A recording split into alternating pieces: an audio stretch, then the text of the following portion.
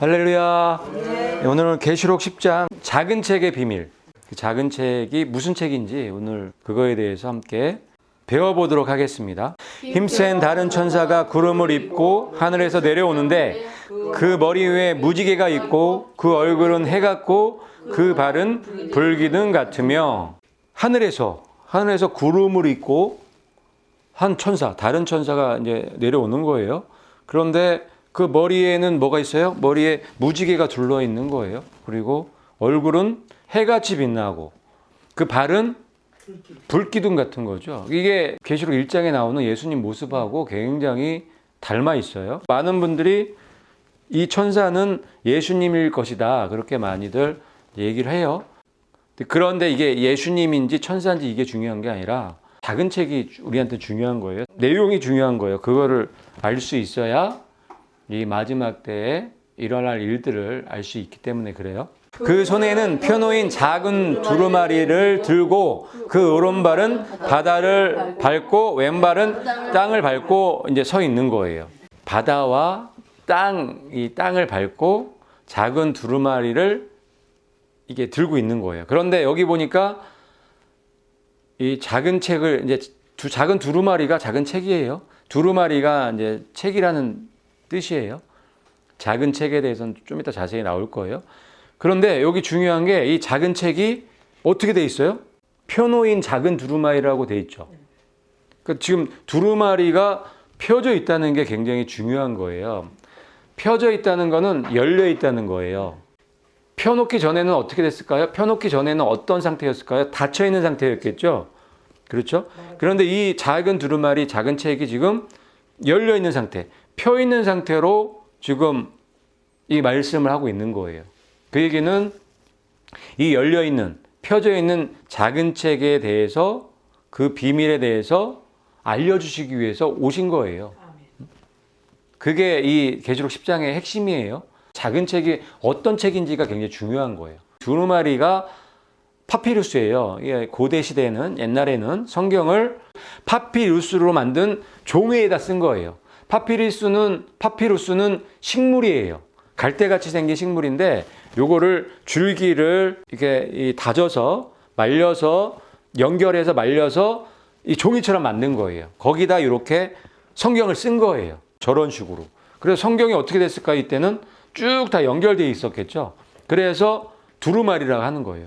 그런데 지금 천사가 들고 있는 이 작은 책, 작은 두루마리는 어떻게 된 거예요? 이게 펴져 있었던 거예요. 이게 펴져 있었다는 거는 열려졌다는 거를 얘기를 하는 거예요. 이게 닫혀 있으면 봉함된 상태인데 펴져 있었기 때문에 열려 있다고 우리가 볼 수 있는 거예요. 그런데 이 파피루스를 헬라어로 비블로스라고 해요. 같은 말이에요. 같은 말인데 그 두루마리 책이 비블로스인 거예요. 비블로스. 책이란 뜻이에요. 두루마리 성경, 옛날 그 고대의 이 성경을 비블로스라고 한 거예요. 책이에요. 그래서 이 비블로스에서 바이블이라는 말이 나온 거예요. 비블로스하고 바이블하고 비슷하죠. 그래서 성경을 바이블이라고 하는 거예요. 영어로. 파피루스를 비블로스라 하는데 비블로스는 책이에요. 성경책. 그래서 비블로스가 지금 영어 성경책 바이블이 된 유래가 그렇게 있는 거예요. 바이블은 성경책이란 얘기예요. 그러면 파피루스가 두루마리고 바빌로스가 바이블이 됐어요. 천사가 들고 있는 작은 책, 작은 두루마리는 성경책이겠죠, 그냥. 구약이 39권으로 돼 있잖아요. 율법이 토라가 5개로 돼 있고 역사서가 12권, 그 다음에 선지서가 17권, 그리고 시가서가 5권 이렇게 해갖고 39권으로 돼 있거든요. 그 중에 한 권을 작은 책이라고 하는 거예요. 성경 중에서 한 권의 책을 얘기하는 거예요. 그 중에서도 선지서를 얘기하는 거예요. 예언서를 얘기하는 거예요. 그 예언서가 열렸다는 것을 지금 보여주고 계시는 그 장면이 계시록 10장 내용이라고 보시면 돼요. 그러면 이 선지서가 17권의 선지서 중에서 한 권이라고 봤을 때 이게 무슨 책일까요? 다니엘서죠. 그 이유가 다 있어요. 첫 번째 이유는 다니엘서는 봉함이 됐어요. 이거는 마지막 때 열릴 책이기 때문에 봉함하라 했어요. 그런데 지금 이 두루마리를 손에 들고 있는데 어떤 상태로 있어요? 펴져 있는 상태, 열려져 있는 상태로 온 거예요. 이 닫혀있던 이 다니엘서를 지금 열어서 보여주는 그 장면인 거예요. 그래서 다니엘서라고 보는 거예요. 그리고 작은 책이 선지서 중에 한 권이라고 볼 수밖에 없는 이제 결정적인 이유 중에 하나가 이 10장 안에 있어요. 그 말씀이. 하나님이 그의 종 선지자들에게 전하신 복음과 같이 하나님의 그 비밀이 이루어지리라. 아멘. 여기 정답이 있죠. 그러니까 선지서 중에 하나 한 권인데 그걸 이제 다니엘서로 보는 거예요. 그런데 왜 다니엘서냐? 봉함되어 있던 책이 다니엘서이기 때문에. 그래서 작은 책은 다니엘서다. 17권 중에 선지서 한 권인데 그 중에 다니엘서일 가능성이 너무너무 많은 거예요.